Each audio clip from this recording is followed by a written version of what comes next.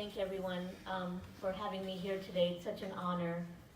And Beth, I've known you for many years, and the music today has just been wonderful. It's wonderful. It touches me in the heart. So, there's a quote by Dr. Martin Luther King Jr. It goes, "In the end, we will remember not the words of our enemies, but the silence of our friends."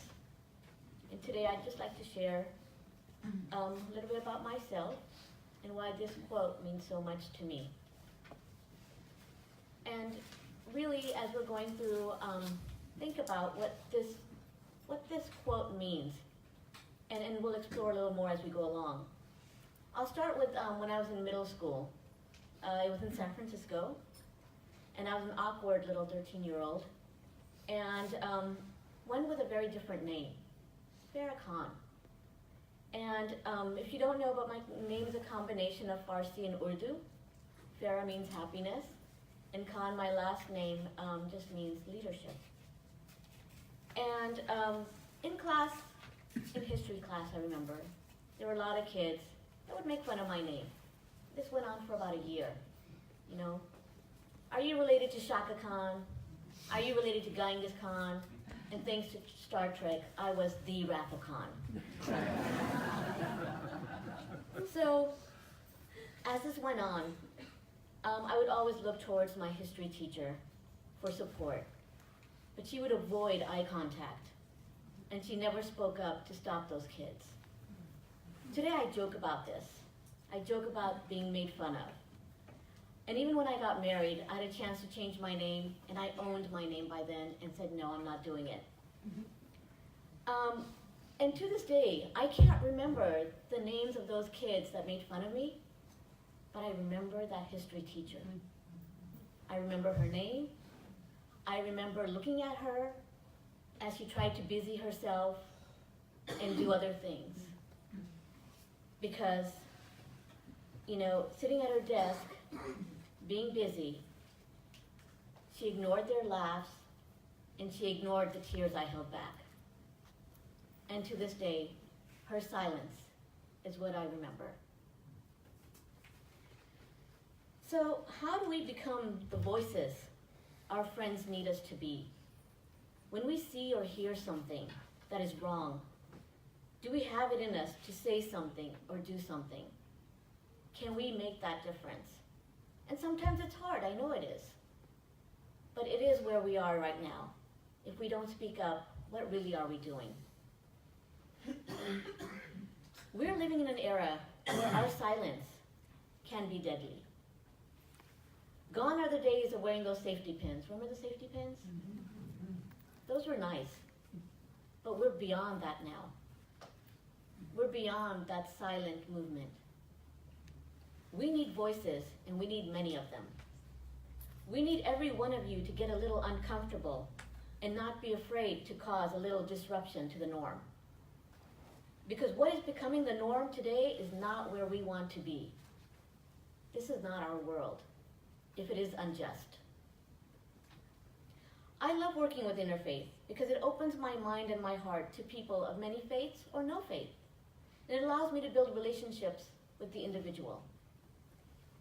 It is light, it is beautiful, it is a place that is open and warm. But I also ventured into politics in hopes of righting the wrong. And I find myself sometimes in a very dark place, a sometimes nasty place, a place that is not open and many times cold. I'll share with you another experience that I had recently. It was at a political gathering. And you know, when you're at a political gathering, some people have goals to uplift others, push others down. There's a lot of struggle going on. People are doing whatever they can to get ahead.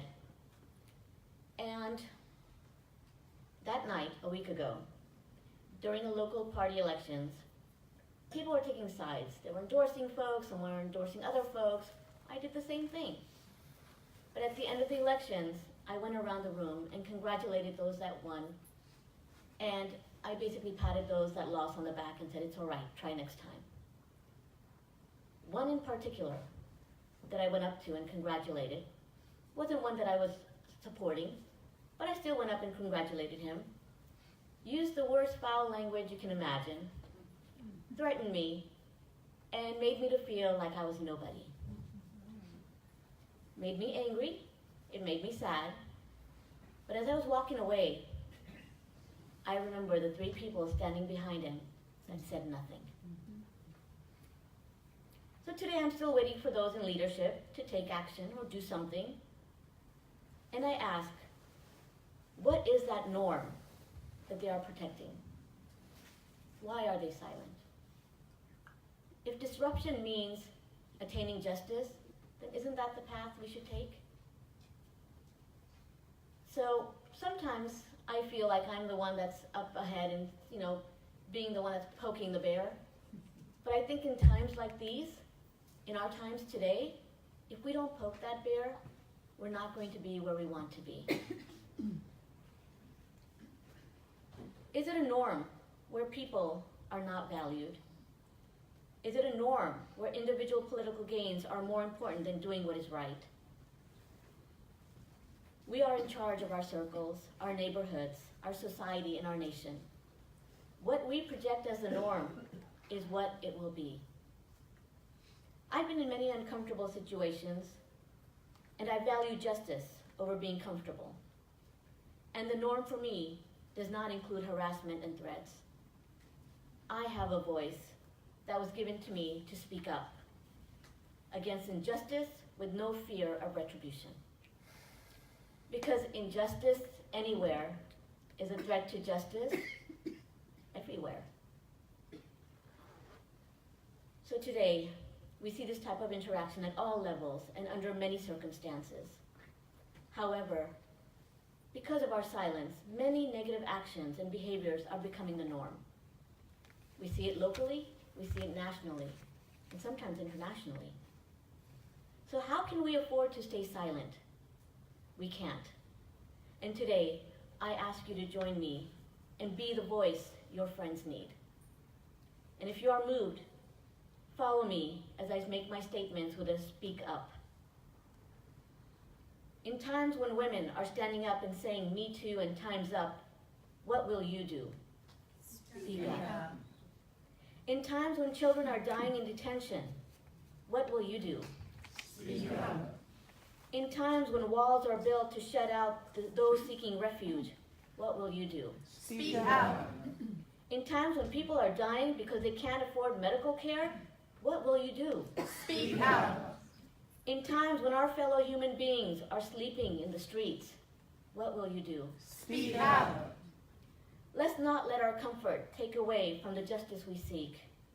Let us be the disruptors that take down the words and actions of not only our enemies, but our peers and colleagues. Whether you want to write postcards or stand out in protest, make your voice heard.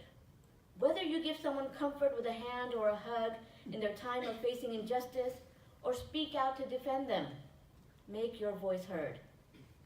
Make your voice heard. Because you don't want to be remembered for your silence.